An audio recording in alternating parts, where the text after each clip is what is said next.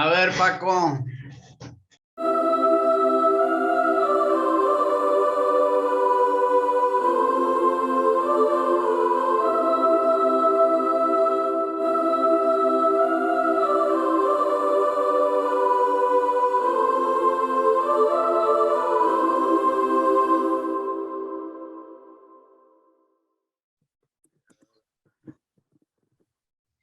¿Estás haciendo lo que te deje, Leta?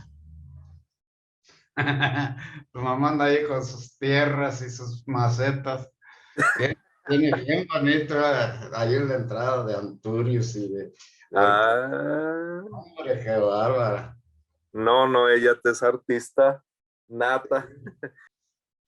Bienvenidos, querida audiencia, a un programa más de conversaciones con mi padre, con mi señor padre, el ingeniero Francisco Leal Rodríguez, su servidor Francisco Leal González. Y pues, papá, ¿qué te parece si empezamos ahí? Si nos ilustras un panorama de lo que se estaba viviendo en esa época y para poder ir redondeando lo que ya platicamos anteriormente.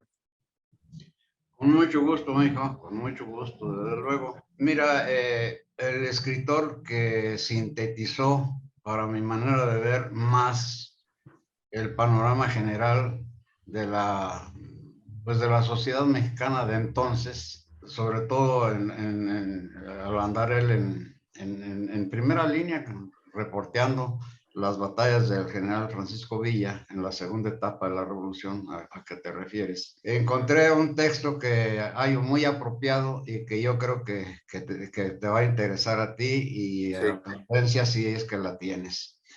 Y voy a leer lo siguiente, es de John Reed, del libro México Insurgente. Muy bien, papá. Adelante. Dice así: el 80% de los mexicanos son campesinos. La mitad de estos son aristócratas de sangre española y los demás son comerciantes y profesionistas que durante casi 500 años los aristócratas españoles, con la ayuda del capital foráneo y la Iglesia Católica, han robado y masacrado a los campesinos. La revolución sobre la que estoy escribiendo es solo la más reciente de las revoluciones, pues el pueblo mexicano, con su predominio de sangre indígena, ha sido siempre una de las razas que mayor amor a la libertad sienten en el mundo.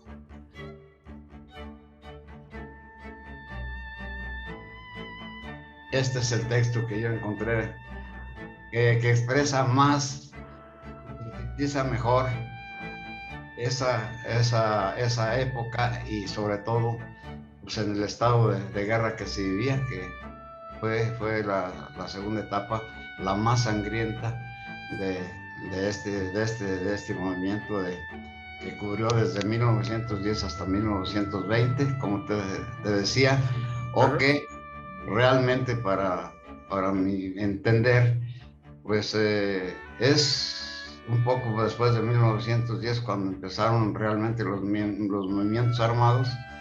Llegó a la presidencia Francisco I. Madero y pues nunca pudo gobernar en paz o como él hubiera querido. Pues hay que repetir este asunto. Esta época es muy sugerente por un lado, la inocencia, vamos a decir así, del pueblo mexicano tan sojuzgado y sometido, como dice el texto de este escritor, John Reed. Sí. Y pues el analfabetismo que alcanzaba más del 75%, más del 75% de la población, sobre todo la población rural, podríamos decir que era el 90 y tantos por ciento. Entonces, pues esta época realmente se rebeló porque no aguantó más la opresión del sistema económico de la hacienda que se instauró. No lo instauró Porfirio Díaz, pero sí lo prohijó, sí lo protegió, al grado de que a nombre de esta clase económico-política, que eran aristócratas españoles en lo general, Ujú. pues estableció el sistema económico de la hacienda y de las tiendas de vista de raya. Y eso era lo que predominaba en todo el territorio nacional en esta época, y lo que puso a levantarse en armas al pueblo, que sin pensarlo, realmente se lanzó a la lucha armada. No necesitaba más que líderes resueltos, y el primero de ellos, ya en la etapa armada, fue Villa. Sí. En la segunda etapa, pues surgieron Obregón y Pablo González, junto con una playa de gentes, pues pueblerinas o campesinos o pequeños agricultores, pequeños ganaderos, gente de los pueblos que empezaban a crecer, es decir, congregaciones que fueron y que empezaron a crecer y que ya tenían cierta identidad urbanística, vamos a decir.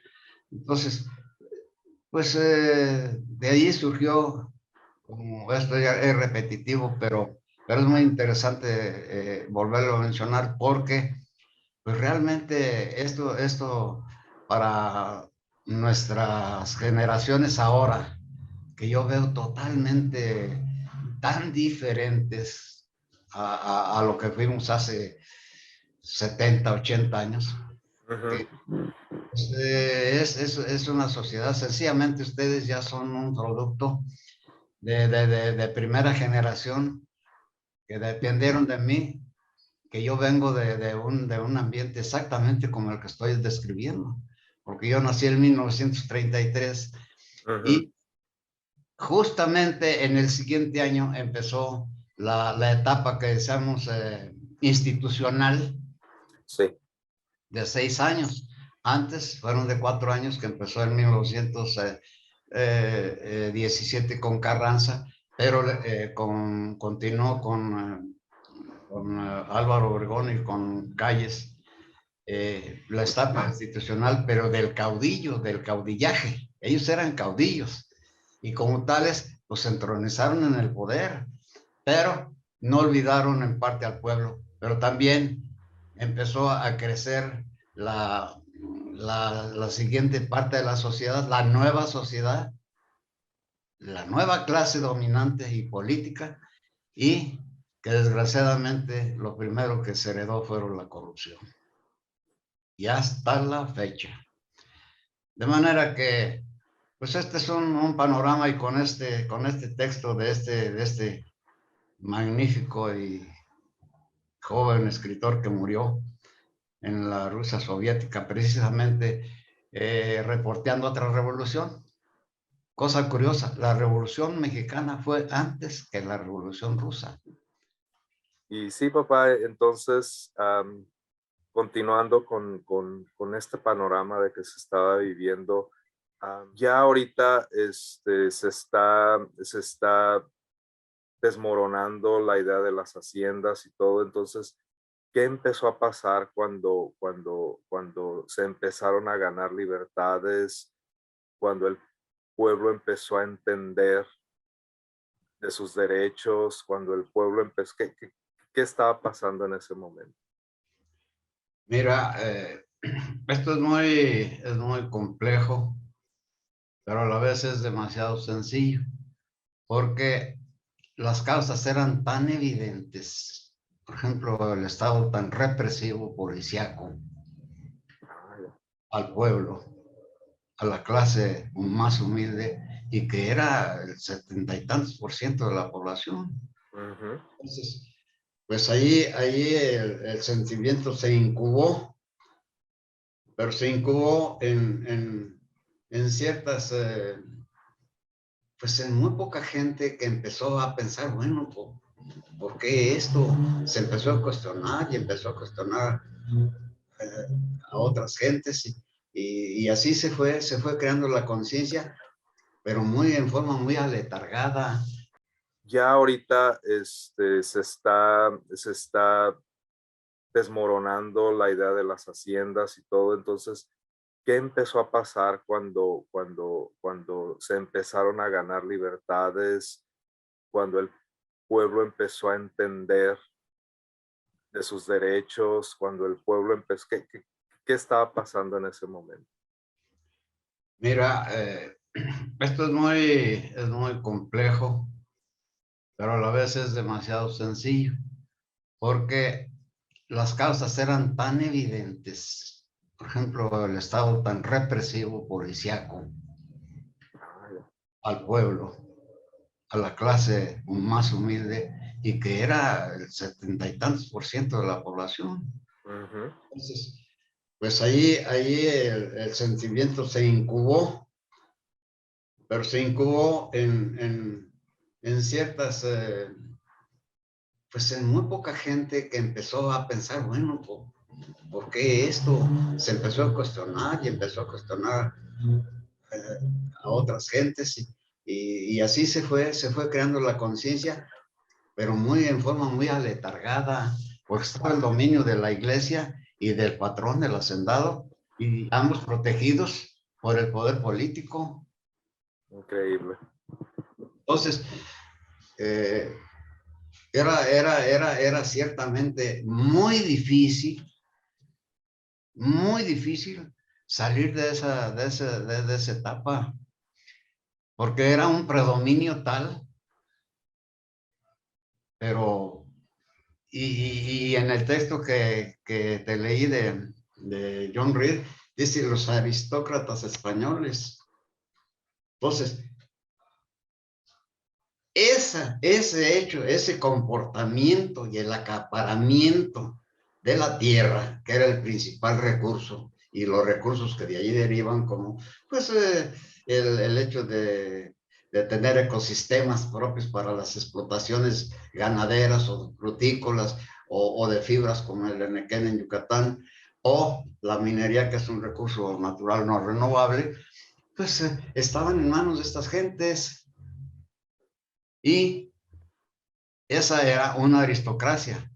Entonces, cuando el pueblo despertó, ya tuvo más conciencia, porque empezó a ver las publicaciones de, por ejemplo, gente, eran en los pueblos, eran las imprentitas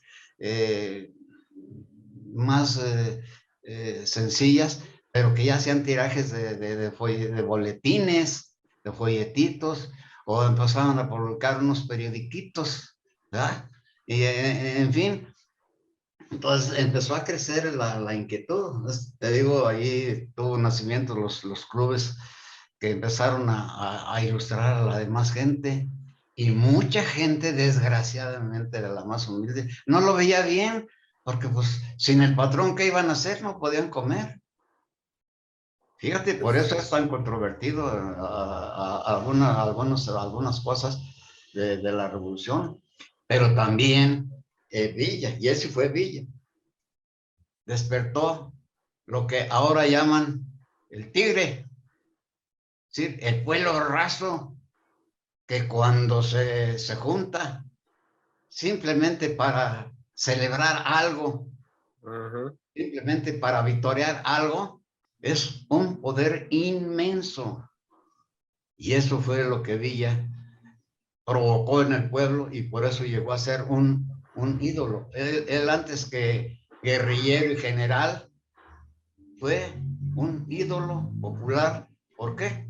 Pues porque empezó a rebelarse contra el poder y vio que se podía, y el pueblo vio que se podía, y entonces Villa fue un héroe, primero fue un héroe popular, antes que ser un, un militar analfabeto, entre Ujú. comillas, ya cuando fue, porque ya sabía leer y escribir un poco. Pero si tú ves Ujú. las cartas que Villa redactaba, oye, pues esas son las de un ranchero de mis tiempos, que apenas fue a la nocturna de entonces.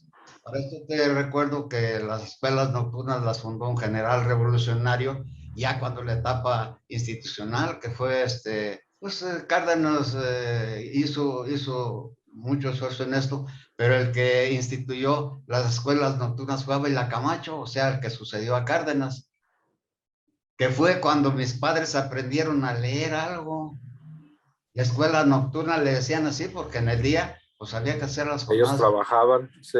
¿sí? Entonces, pues así fue el despertar del pueblo y sobre todo del pueblo chihuahuense, que es algo para mí tan ilustrativo, tan diferente. Uno platica con esa gente tan franca, tan abierta, con sus cielos, con su panorama, que aún en la actualidad es una gente que transmite entusiasmo, buena fe, sinceridad. Entonces, ese pueblo fue el que empezó a levantarse y fue el que hizo héroe popular a Villa. Y entonces, ahí está el origen de la expresión ahora, y muy actual, de ayer, o de hace 3 o 4 días que el actual presidente juntó allí, llenó el Zócalo. Llenó el Zócalo, sí. ¿Sí? Y pues la gente dice que son acarreados como si era la costumbre antes del PRI. Ujú. Yo no sé si haya habido acarreados o no, yo no lo sé, pero la mayor parte de la gente allí que le preguntaban se veía que había ido porque quería. Y a Sí, eso, y a eso la misma gente intelectual de ahora empezó a bautizar y los líderes de izquierda de hace tiempo, el despertar del tigre, el tigre despertó.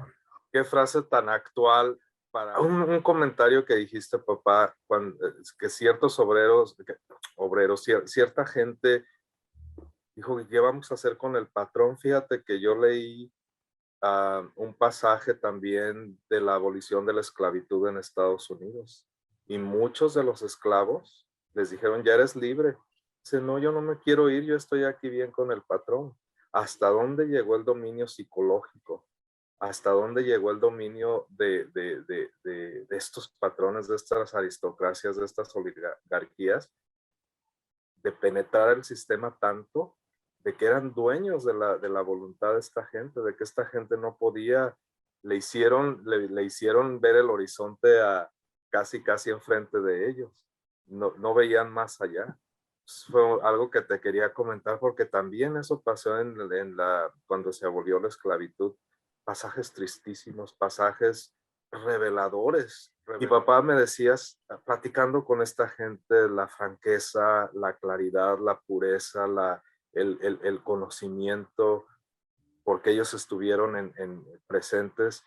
Obviamente, papá, tú cuando eras pequeño, cuando empezaste a crecer, me platicabas en otras ocasiones de que conociste a esta gente, de que platicaste con esta gente, de la persona que te describió los trenes, que era una jumata. ¿Tienes algunas? Conociste, porque sí, tú comentaste que conociste a esta gente. Obviamente estaban a unos años de cuando tú fuiste un niño, que pasaste a ser un niño, adolescente, pues esta gente era parte de tu entorno. ¿Qué nos podrías contar de eso, papá?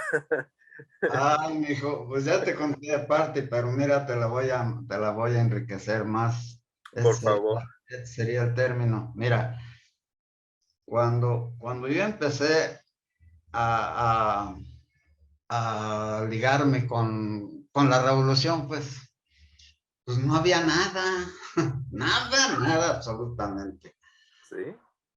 Te recuerdo que cuando yo estaba en tercer año, mi maestro dice, pues de historia de México yo les puedo decir del tiempo de Cuauhtémoc, del tiempo del hombre barbado, de las 7 tribus nahuatlacas y todo, y del México, pues de la independencia, ya de la reforma, pues ya poco se sabía. ¿Por qué? Pues porque fue el gran conflicto de la iglesia con el presidente Juárez y la guerra de reforma, o sea, Uh-huh. sí. Pero yo me encontré con gente.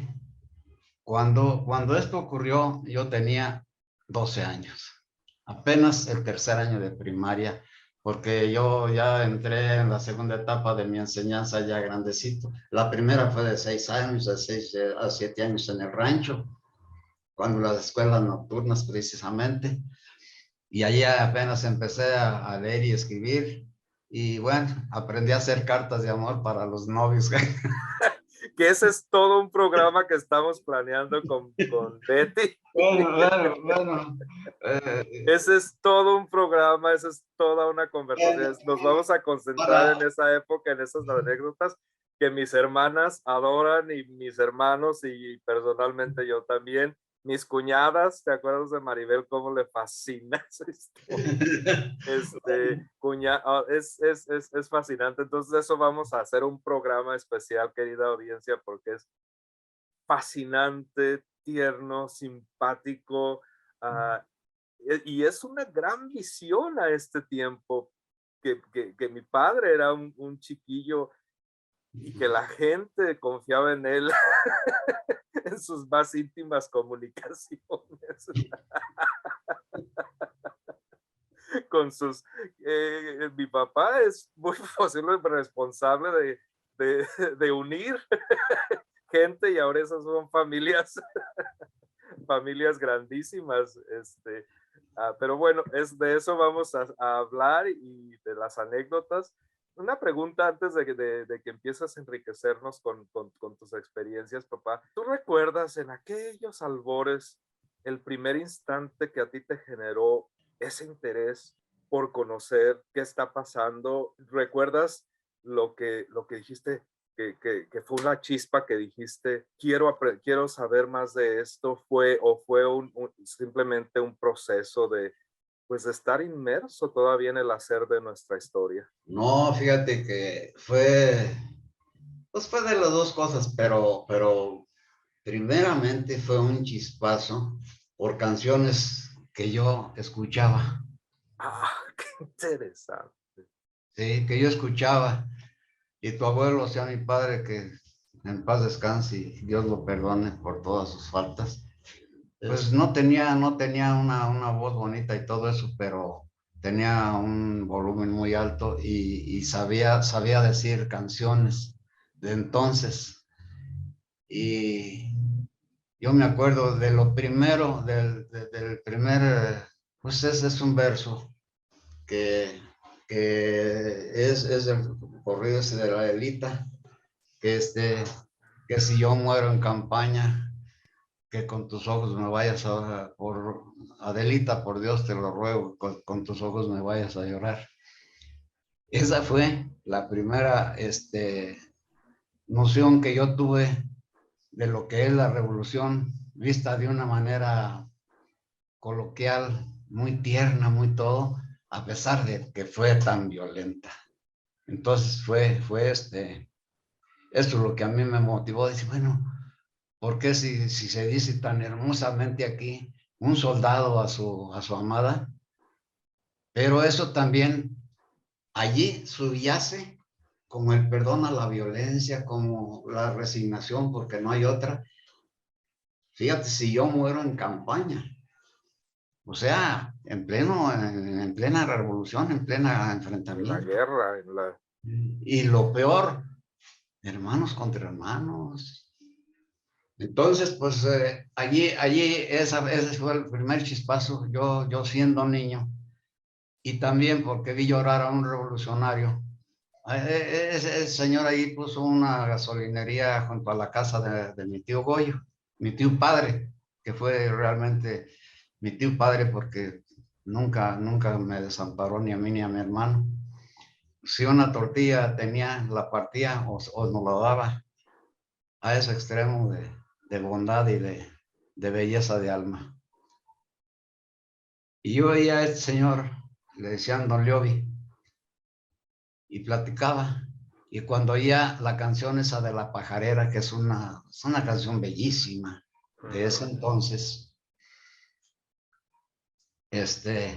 lloraba. Y lloraba porque recordaba las piezas de los vivaques. O sea, los vivaques eran nocheadas como serenata que hacían los soldados en los campamentos a la luz de las fogatas, cuando las podían hacer. claro. Porque pues a veces no podían hacer eso. Entonces, fueron aspectos tan románticos y él lo platicaba mi tío Goyo y yo pues estaba ahí presente y nunca olvidé ese tipo de eventos. Entonces, esos, y luego que mi tío Goyo compró el primer libro que llegó a nuestras manos de la Revolución Mexicana, con toda su crudeza, pero también con todo lo pintoresco que eso es, que te recomiendo lo mandes pedir a cualquiera de las tiendas que hay ahora. Es La vida de Pancho Villa de Martín Luis Guzmán, Sí. un escritor, periodista que anduvo precisamente con él en la Revolución y que ya luego se retiró pues, a escribir sus libros porque pues la sensibilidad de una gente así no es para andar en esas violencias, pero además no le extrañan en nada. Entonces, como mi tío me puso a leerle el libro, estando ya en los primeros años de la primaria, ya en Morelia. ¿Él no sabía leer, papá, mi tío Goyo? Sí, sabía leer y un Ah, poco ok. escribir, pero pues no podía leer de corrido. Ah, Y yo me esforcé mucho porque hubo otra anécdota que luego te contaré, que hubo una persona que me enseñó a leer, pero a marchas forzadas. Primero me puso a leer, me acuerdo muy bien, artículos que salían en el libro de selecciones, que era el Reader Digest, Digest. Ujú, yo no sé decirlo en inglés. Reader Digest, sí. ujú. Este, eh, Me puso a leer precisamente un artículo sobre comunismo. Pues, ¿qué entendía yo de comunismo? Y me puso a leer y me hizo repetirlo como 20 veces. Entonces era un estudiante de medicina. Ujú. Y me hizo leerlo ese artículo hasta que lo pude leer como ya él pensó que estaba bien. Y luego que me pone a leer un texto de anatomía, de libros de medicina, con trabalenguas, Trabalenguas total. ¿sí? Entonces, yo realmente a partir del tercer año ya podía leer, pues aceptablemente. Y entonces mi tío Goyo me dijo, oye, a mí me decían Kiko, oye Kiko, ¿por qué no nos lees aquí el libro a, a mis amigos aquí? Y estaba este señor Juan Liovi. Cuando yo terminé una hoja, el señor estaba llorando de oír el relato tan vivo de lo que él vivió. Entonces, pues de ahí me nació a mí, me nació el interés. Y luego otra anécdota, que allí voy a cortar toda esta parte, que a mí me ubicó. Cuando mi mamá, pues era sirvienta, trabajadora, Ujú. allí con la señora Esther de la Torre, en una casa de huéspedes. Había épocas muy hermosas allí en Morelia. Por ejemplo, los cursos de verano, y venían gentes de Europa, venían gentes de Canadá, pero la mayor parte eran gentes de los Estados Unidos, Sí. con una vestimenta hermosísima de verano, y venían, a ellos le llamaban cursos de verano, y los daban allí, los recibían allá en la universidad, a 2 cuadras de donde vivíamos nosotros, ahí en el centro de Morelia, donde trabajaba mi madre. Y hubo una señora inglesa que entendía bien el español, no lo hablaba muy bien, pero lo entendía. Y me empezó a preguntar de Zapata.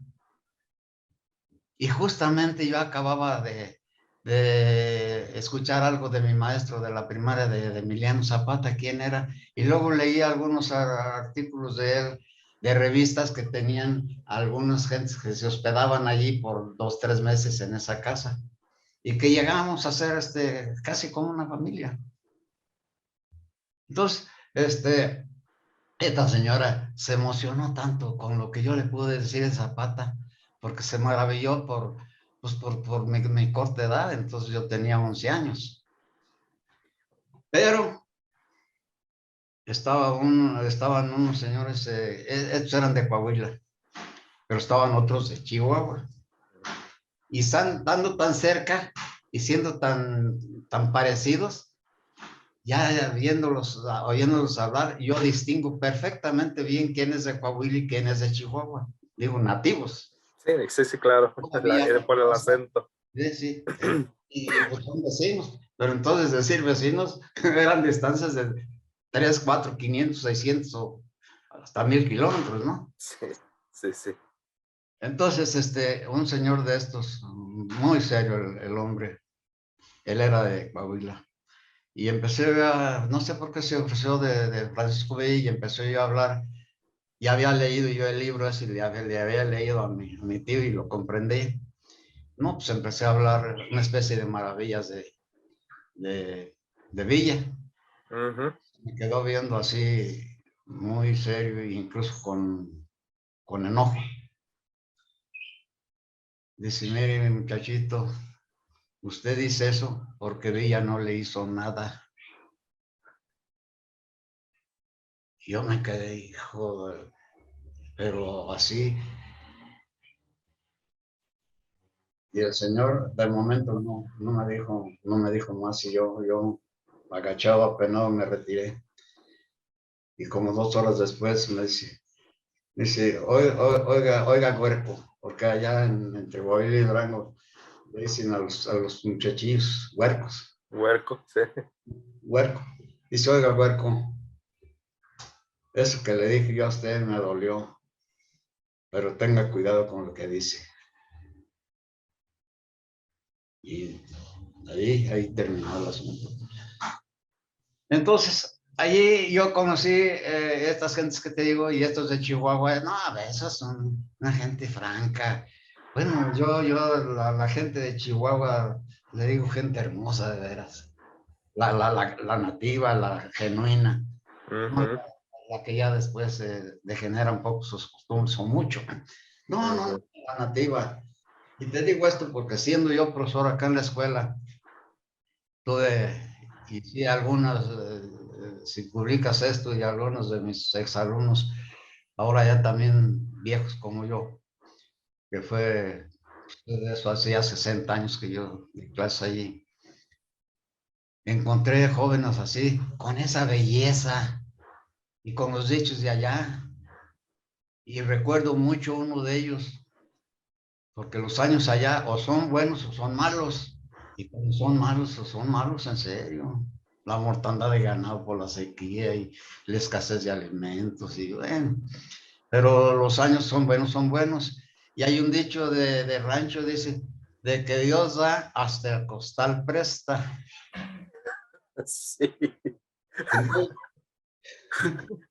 sí, Dicho sabio. a la abundancia, ¿verdad? Y pues el costal es donde se echan las semillas, el maíz, ¿no? Sí. Bueno, pues de que Dios hasta el costal presta. Entonces, a mí sus dichos me maravillaron y dichos por gente, con el acento de a mí me maravillaba. Y es más, en la clase los hacía hablar porque me divertía y también porque era muy ilustrativo y aprovechaba yo para ilustrar más mis clases. Porque, por ejemplo, había un tipo que le decían el garabato y tenía un tipo y dice, El garabato. el garabato, sí, dice, oiga, ¿y por qué le dicen el garabato? Dice, pues me dicen así el garabato porque, pues, porque soy como esos palos del garabato todo chueco.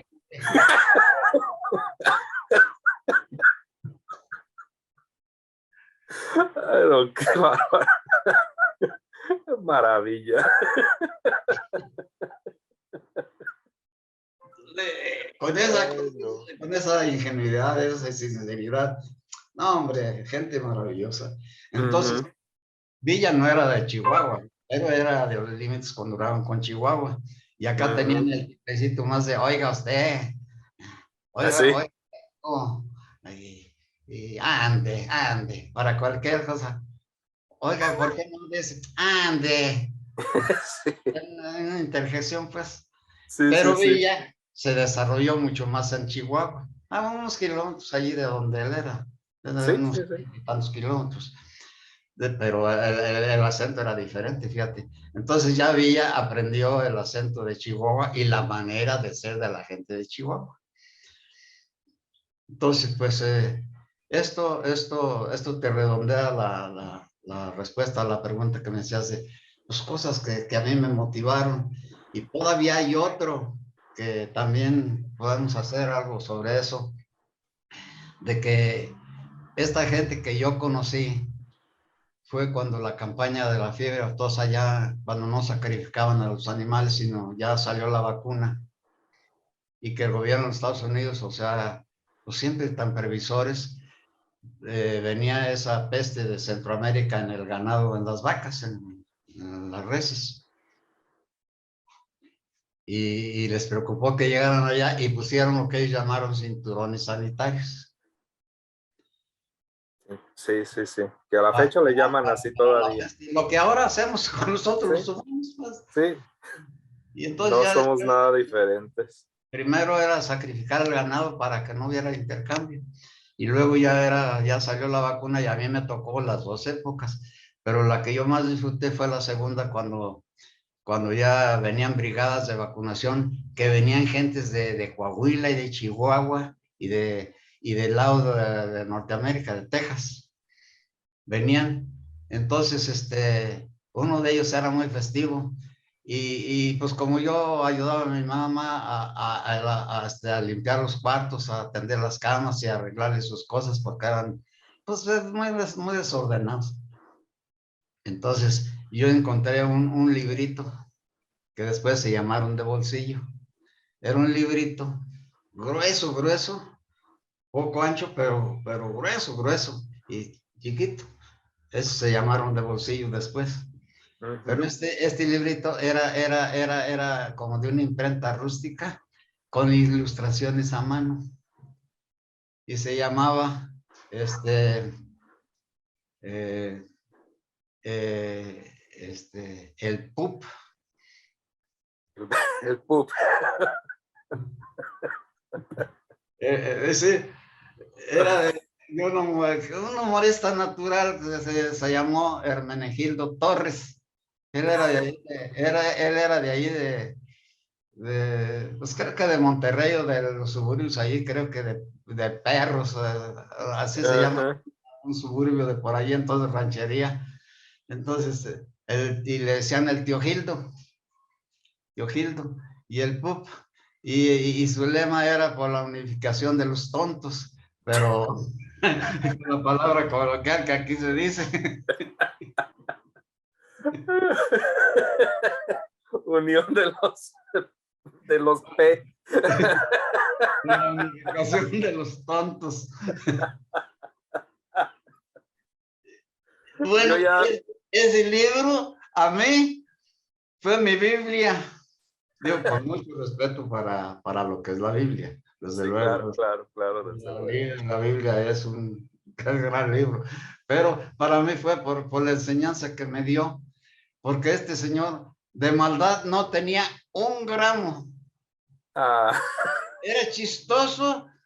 Yo lo conocí en foto y después en video, porque ya después se dedicó a dar conferencias, ya grande el señor, ya de ya, sí, años y claro. daba conferencias, y lo ponían a dar conferencias porque pues, era tan espontáneo, y porque él hizo la clasificación de los tontos. Y el primer principio de él, el primer requisito, es reconocer que se es tonto, que todos tenemos un rato de tontos. Sí, Este es el primer principio, porque el que no lo reconoce pertenece a otro partido que él mismo nombró, que es el PIP, PIP, por la unificación, es decir, presumidos y tontos.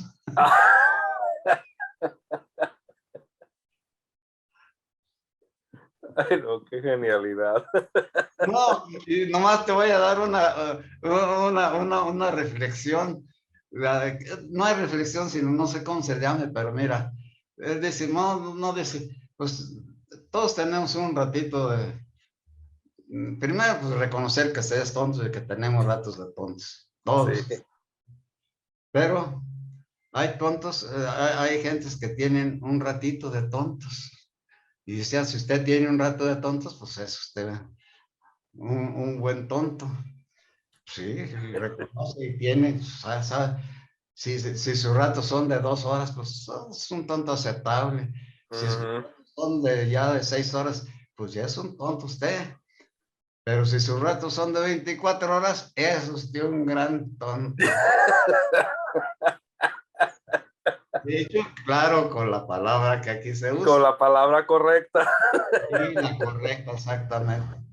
Sí, sí, Entonces, sí. eso te da idea. Ya después salieron versiones que él no usaba la leperada jamás. Ya con leperadas y todo eso, ya no me gustó a mí. Ya no leí esos libros. Con respeto a él y el que los Él es le que los escribió. la libertad para hacerlo, leerlos. Yo no. A mí me gustó el ingenio, no la leperada. Porque la única palabra lepera que usa, pues que en realidad no lo es esa palabra Que eh, empieza con P. que empieza con P aquí en nuestro país, y que con eso dices muchas cosas. Es una palabra muy universal, Muy universal. Bueno, pero en esencia es para describir la tontera, pues. pero de una manera coloquial que todo mundo. Coloquial. Exacto, exacto. Entonces, hijo, aquí ya te doy la idea más redondeada que yo puedo dentro de mi limitado lenguaje, es No, no, no. de lo que a mí me motivó a tratar de leer sobre la revolución. Y no es que haya leído mucho, es que, por ejemplo, el libro de Martí Luis Guzmán en ese tiempo, pues yo lo leí, no sé si 10 o 15 veces. Ya hace muchos años que no lo he vuelto a leer porque de esos libros que yo tenía y otro que escribió en ruso que se llama Encrucijada, que se refiere al tiempo de la expropiación petrolera del general Cárdenas, se los di a mi primo Rogelio, a tu tío Roge, Ah, Roque, sí. que a usted le decían mi tío Rollos. Sí, el tío Rogers. A él cuando era estudiante de leyes, porque le maravillaron todos esos. Y yo estudié otros libros y ya no volví yo a adquirir esos libros. Y ahora sí puedo. Yo a ti te recomiendo que compres todos los libros, porque tú puedes hacerlo fácilmente Sí, ahora con los que hay. sí, ahora con digitalmente se pueden comprar. Los de Turner, los de Reed, los de hay un autor que más reciente, pero no me acuerdo cómo se llama. Su apellido para mí se me hace muy difícil de pronunciar. Él escribió Cárdenas Demócrata. Sí, lo voy Este, a buscar. sí, Cárdenas Demócrata se llama. ¿Y Y el autor de Encrucijada, quién era, papá? mira, no me Ah, ok, acuerdo. pero yo lo busco. Es un ruso. Un Pero ruso, sí. es un libro verdaderamente bien escrito. Lo voy a buscar. Es Sí, un sí, autor sí. ruso muy bien escrito. Se llama Encrucijada. Ujú. Ya ni me acuerdo.